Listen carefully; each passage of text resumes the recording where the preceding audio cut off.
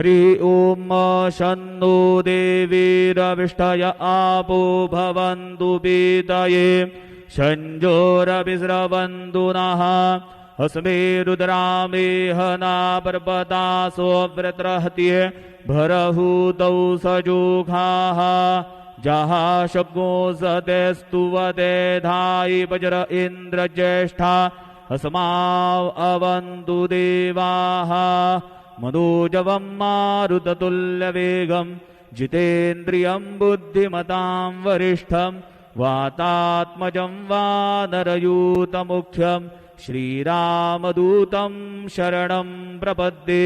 गुरुर्ब्रह्मा गुरुर्विष्णु गुरुर्देवो महेश्वरः गुरुः साक्षात् परब्रह्म तस्मै श्री गुरवे नमः। सद्गुरु साईनाथ देवताभ्यो नमः।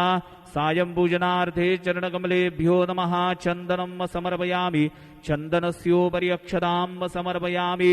कुलायिनी घृतवती पुरन्धिः स्योदेशीदसददे पृथिव्याः अभित्वा रुद्राब्बसवो गृह्णन्त्विमा ब्रह्मबीभिः सौ भगायाश्विनाध्वर्जु साधयतां यहत्वा हरिद्रादि सकल सौभाग्यमांगलिक द्रव्याणि समर्पयामि। ऋतुकालोद्भव पुष्पं समर्पयामि। सेवन्तिका बकुलजं भगवाडलाब्जैः पुन्नागजाति करवीररसाल पुष्पैः बिल्व प्रवाल तुलसी दलमालतीभिस्त्वां पूजयामि जगदीश्वर मे प्रसीद। ऋतुकालोद्भव पुष्पाणि समर्पयामि। सायंकाले नैवेद्यः